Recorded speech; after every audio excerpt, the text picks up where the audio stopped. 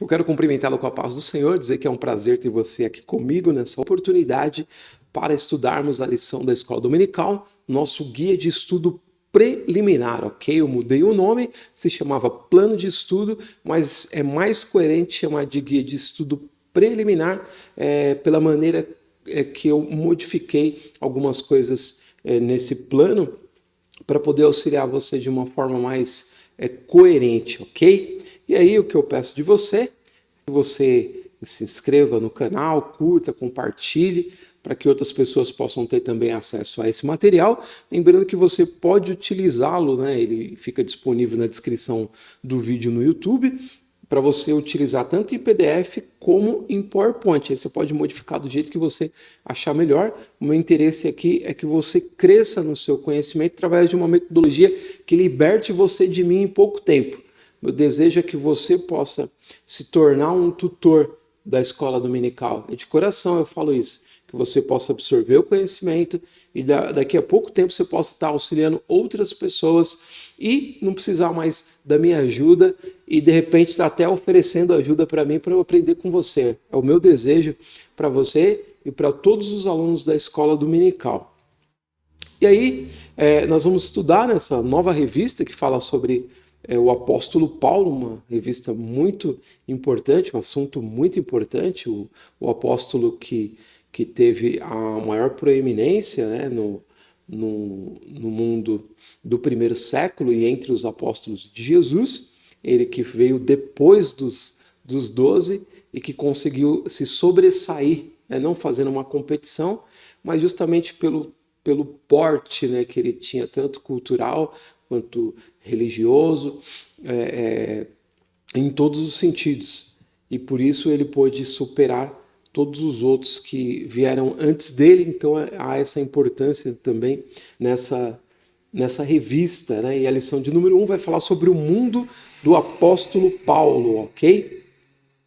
E aí a gente tem aqui a espinha dorsal da lição. Fiz bastante mudanças para poder auxiliar você no seu estudo, tá? Lembrando que o meu objetivo não é dar uma pré-aula, mas sim apresentar as preliminares da lição, ou seja, aquilo que mostra o panorama ou a espinha dorsal da lição para que você possa, de forma antecipada, já saber tudo aquilo que você vai estudar. E aí, numa segunda abordagem, você já está com a lição toda na sua mente, e aí você só vai captando outros detalhes. Isso é muito interessante, essa metodologia pode fazer você crescer. Você tem que entender isso. Sem método, você não cresce. Você fica estacionado no mesmo lugar, e por isso tem muita gente na escola dominical que todas as lições, em todas as revistas, ela permanece estagnada, sempre com as mesmas dúvidas, nunca avançando, dependência de 90, 95, 100% do professor. Preciso do professor. Se eu não assistir a aula dele, se eu não participar de uma pré-aula, eu não consigo entender nada. Então, esse tipo de método te ajuda a crescer no conhecimento. E se libertar um pouco disso aí para você também ter um pouco de autonomia no seu estudo e crescer de verdade, tá? Então, o que eu fiz aqui? E vou fazer em todas as lições. Coloca a estrutura de tudo aquilo que vai ser apresentado na lição. Você tem nesse slide. É só você pausar e ir lá olhar ali, ó, tópicos. Então tá tudo aparecendo para você. Tá aparecendo o título da lição, tá aparecendo o trimestre, tá aparecendo os tópicos, cada um deles, e cada subtópico e mais a introdução. Então você pausa e faz a sua leitura. E aí você tem a espinha dorsal, tá tudo aqui. O que vai acontecer é que você vai ver do começo ao fim da lição. E aí você, entendendo isso antecipadamente, você já sabe até onde o comentarista vai expandir o seu pensamento. Então você sabe que ele vai do ponto 1 do tópico 1, entendendo a origem de Paulo, até lá o ponto 3 do tópico 3, o mundo, palco da mensagem de Paulo ao povo gentílico. Então você consegue entender a jornada do comentarista, tá? Porque ele está fazendo um comentário em torno de um tema que não envolve só um versículo, envolve a vida de um personagem bíblico. Então, dentro desse tema, você vai entender até onde o comentarista vai se expandir nesse tópico. Pausa, dá uma boa olhada nele, com calma, olha tudo, lê a introdução. Aí você passa para o seguinte. Aí no seguinte a gente tem o texto áureo. Disse-lhe, porém, o Senhor, vai, porque este é para mim um vaso escolhido, para levar o meu nome diante dos gentios, dos reis e dos filhos de Israel. Talvez seja um dos versículos mais importantes de todo o testemunho a respeito de Paulo, é esse em Atos 9:15, que fala justamente da conversão dele. Você que é professor, por exemplo, a minha dica é que você faça uma leitura completa desse texto para os seus alunos, porque é fenomenal a conversão de Paulo. E aí a verdade prática, segundo a sua soberana vontade, Deus usa as circunstâncias para fazer uma grande obra. Então você tem o textuário, a verdade prática, em torno desse personagem Paulo. E aqui a leitura bíblica em classe está em Atos, no capítulo 26, do versículo 1 ao versículo 7. Pausa, faz a sua leitura, depois você retoma. Na sequência, a gente tem o tópico 1, com o ponto 1, entendendo a origem de Paulo. E aí o que eu fiz? Eu criei destaques. É uma lição, lembre-se, um guia de estudo preliminar. Então eu criei os destaques da lição para você ver antes de uma abordagem completa. Então você está fazendo uma abordagem preliminar. É que nem quando você vai, por exemplo, comprar uma roupa. Você vai lá na loja, aí o vendedor te mostra, né, a camisa, você que é homem ou um terno, aí você não vai vestindo. Você dá uma olhada nele, você dá uma conferida, você vai no manequim ver algum que está lá exposto, aí dá aquela olhada, talvez aqui tá bacana, olha a barra, olha a calça, se é slim, tal, se o terno é brilhante, né? Mesma coisa as mulheres, vai lá e vê a saia se está legal, o conjunto. Aí depois que você vê isso, você pega, viu a cor, tudo, vai lá no local de vestir a roupa, né? No trocador de roupa ali, e aí você coloca diante do espelho, aí você começa a experimentar. E olha de novo, experimenta. É a mesma coisa a lição. Você primeiro tem uma abordagem preliminar, isso é uma metodologia. Vê o que é principal de destaque e depois você volta. Está aqui, ó. Eu coloquei tudo junto lá, espinha dorsal da lição, e agora os destaques. Então no tópico 1, entendendo a origem de Paulo, a gente tem como destaque, você vai encontrar esse texto lá no texto, fica tranquilo. Do jeito que está aqui, está lá. Mas isso aqui é mais importante para ser visto num primeiro momento. Primeiro destaque, Paulo, nome romano, natural de Tarso, capital da Sicília, na Ásia. Uma lista com a descrição da sua origem, ok? E aí a gente tem, segundo destaque, sobre o seu nascimento, não temos data precisa.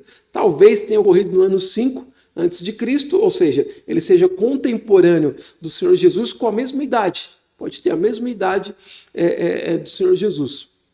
E aí, ele só vai aparecer no cenário depois da crucificação, ok? Ponto 2, a geografia do mundo de Paulo. Destaque 1, entre o ano 33 e 35, o imperador era Tibério. Então, você analisando ali no finalzinho, no comecinho do ministério de Paulo, possivelmente, o comentarista mostra aqui quem era o imperador romano naquele período. E 2, a malha viária abrangia em torno de 300 mil quilômetros, sendo que 90 mil quilômetros apresentavam condições excelentes para viajar. Então ela está falando sobre a geografia do mundo de Paulo. Então a gente tem que ser bem específico nisso primeiro, ok? Aí a gente vai para o 3, Paulo chamado para os gentios. Destaque, Deus separou Paulo e o chamou para levar o nome de Jesus ao mundo gentílico, Atos 9,15, que é o mesmo texto que está lá no texto áureo, ok? E aí, segundo destaque, Atos 26 menciona o testemunho pessoal do apóstolo Paulo perante o rei Agripa. Então, veja bem, o testemunho do capítulo 9 é contado por Lucas. Lucas é o escritor de Atos, é ele que relata como foi a conversão de Paulo. No capítulo 26 de Atos, é o próprio Paulo testificando ao rei Agripa. Por isso que você, quando colocar um texto do lado do outro, quem já estudou bastante esse tema sabe, há diferenças, umas diferencinhas ali no relato dado por Paulo e no relato dado por Lucas. Mas não são diferenças grandes que possam destruir a veracidade de um texto ou de outro. Não. É complementar, é apenas uma troquinha de informações que está em um e no outro está invertido, ok? Mas é isso daí. Então você tem em Atos 9,15 o relato de Lucas, Em Atos 26, o relato do próprio Paulo. Essa daqui é a estrutura do tópico 1, ok? E o que você tem que guardar de mais importante. Então, se você tiver esse slide aqui, tá? Do lado da sua revista, você faz as marcações. Vai marcando, ok? Ou deixa para você usar quando você for fazer o estudo completo. Mas isso daqui é principal num primeiro momento. A gente vai para o tópico 2, o mundo cultural de Paulo. Você tem a língua mundial daqueles dias, era o grego, no próprio ponto já está falando, qualquer língua. E aí você tem o destaque. Primeiro, para o povo judeu, o hebraico e o aramaico eram línguas nativas. Ali da Palestina era a língua que eles falavam, ainda que de forma mais restrita, mas era a língua nativa ali. E o próprio Senhor Jesus falou tanto o hebraico como o aramaico, ok?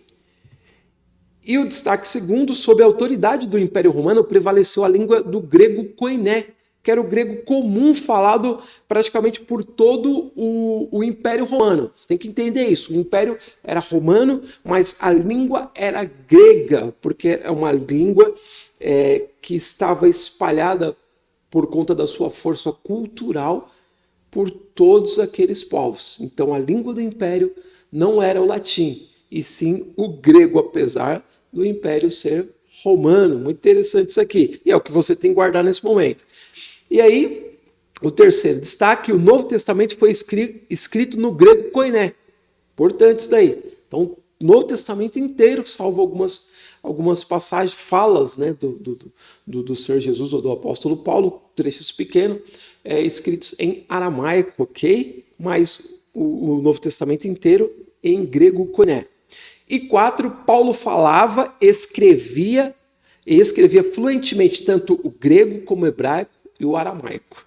Então, o camarada era poliglota, ele falava todas essas línguas e tinha esse domínio cultural, fora algum dialeto que ele poderia possivelmente falar também. Paulo tinha toda essa bagagem cultural.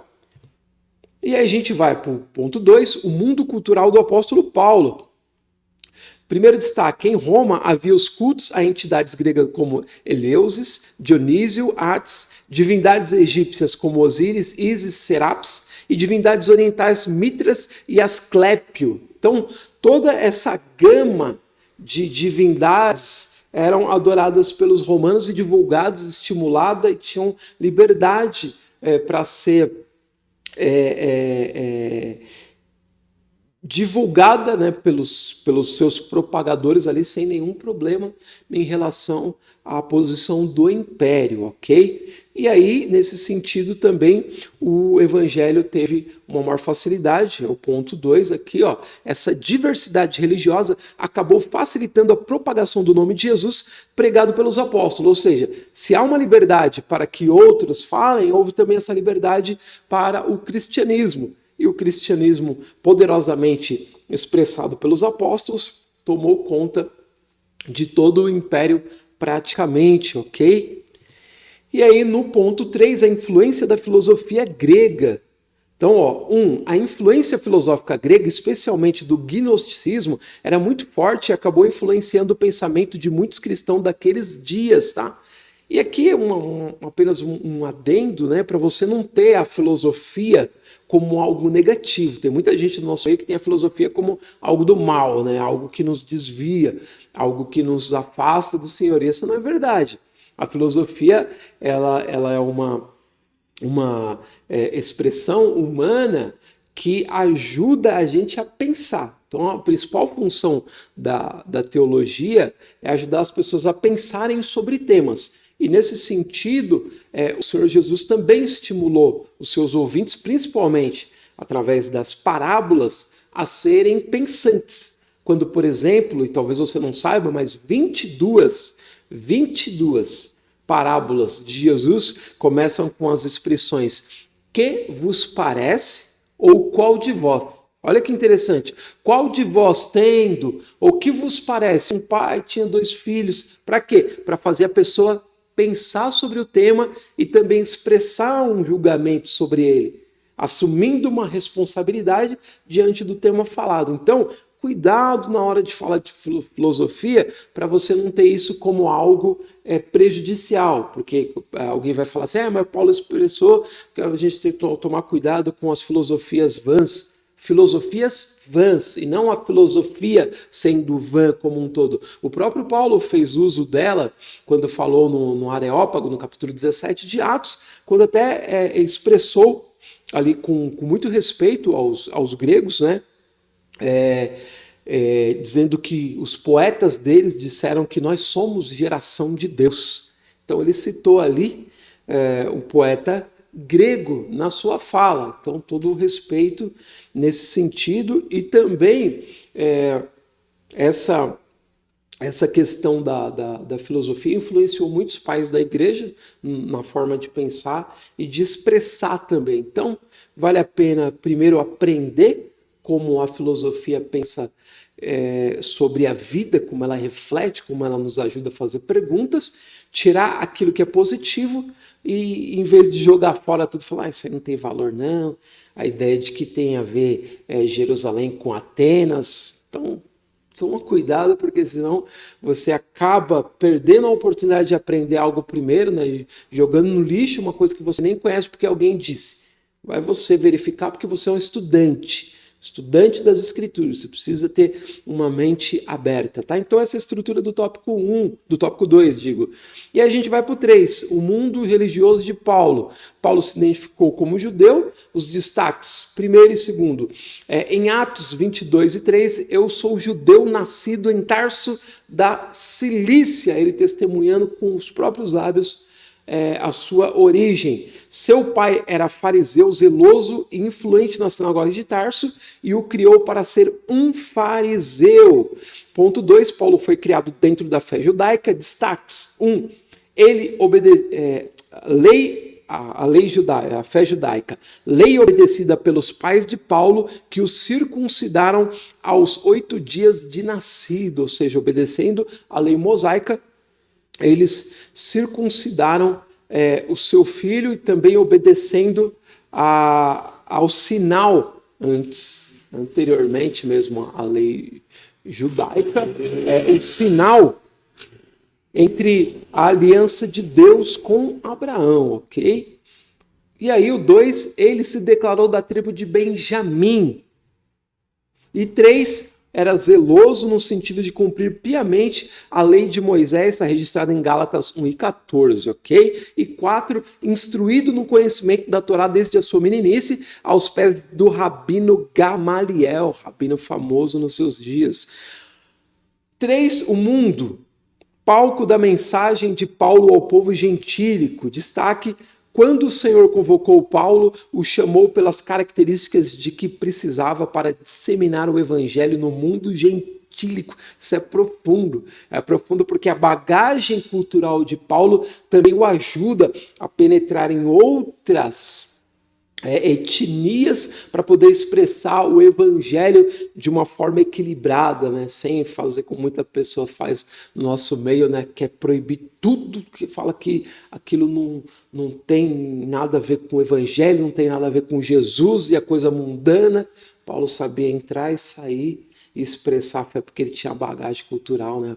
Romana, passando pela cultura grega e também judaica. Então, um homem muito cheio de bagagem, ok? E o 2, as culturas romana e grega que Paulo adquiriu davam-lhe condições de peregrinar pelo mundo gentílico, eu acabei de falar aqui, tá? Então, essa estrutura do tópico 3 é o que aparece de preliminar. Então, colocado em lista, você consegue fixar melhor aquilo que é mais importante. Aí, o que você faz? No final, tendo feito essa leitura prévia, preliminar, esse guia de estudo preliminar, você pode depois fazer um estudo mais abrangente, já tendo o que é principal. Aí fica mais fácil de captar o todo da lição, tá? E aí a conclusão diz o seguinte: a cultura geral que Paulo adquiriu ao longo da vida tornou-o capaz de enfrentar os oponentes do evangelho com ousadia e ciência diante de reis, governadores, tribunos e autoridades religiosas. O apóstolo era excelente orador e arguto no conhecimento de várias ciências. Paulo tinha uma personalidade forte e dinâmica, orientada por convicções profundas, e perseguia seus objetivos com desvelo e grande envolvimento emocional. O mundo do apóstolo foi o que Deus lhe abriu para que comunicasse o evangelho de Cristo. Olha que interessante aqui essa colocação do comentarista, que mostra a importância da gente ter uma abrangência cultural. Muita gente, infelizmente, no nosso meio, tenta que a gente tenha uma mente pequena, restrita, resumida, né? Fazendo você ficar pequeno na sua capacidade de pensar e de se expressar. Mas você precisa se desvencilhar disso também, conhecer, você tem que conhecer de tudo e aproveitar aquilo que é bom. Sempre observando o modelo encontrado em Jesus, o modelo encontrado nas Escrituras, aí está tudo certo. Tinha um pastor meu que dizia assim, se você quer fazer algo, se não estiver pecando, está tudo certo. Você pode fazer, você pode tentar, você pode criar, você pode empreender, você pode crescer, você pode fazer de tudo. Só não pode ficar com a mente pequena, senão você vai ficar, no final dos seus dias, você vai falar, nossa, perdi tantas oportunidades porque eu não pensei, não subagi, fui pela cabeça dos outros. Então, está aqui um testemunho vivo na conclusão dessa lição sobre isso que nos ajuda nesse sentido. Tá? Eu espero ter auxiliado você de alguma forma nessa lição. Desejo a você uma excelente aula, lembrando que estou preparando uma aula única, tá? Uma aula única que vai ser expressa dentro de uma plataforma de estudo online, onde você vai poder aprender de forma gratuita, tá? Essa metodologia de forma completa, tá? É um método prático EBD+. Lá você vai poder, você que tem interesse, tá? Eu não me incomodo com quem não tem interesse de crescer, queira só ser um ouvinte, está sempre aprendendo dos professores, não tem problema nenhum. Mas para quem quer crescer, para quem quer se agigantar no conhecimento e ser útil a Jesus de forma mais abrangente, o negócio é o conhecimento. Então, estou preparando esse método prático EBD+, que ensina você a penetrar no estudo de uma forma mais profunda e você diminuir a dependência de professores e conseguir ter uma abordagem mais penetrante, né, nas escrituras por você mesmo, através da sua própria capacidade. Então, nesse sentido, eu espero auxiliar a você. E o meu desejo é que você tenha uma excelente aula, que Deus te abençoe. Compartilha, escreve aí a sua opinião, a sua dica para mim, para melhorar alguma coisa. Meu desejo é ajudar, tá bom? E espero que você cresça para ajudar outras pessoas também. Muito obrigado, nós nos veremos na semana que vem, se Deus quiser. Até lá!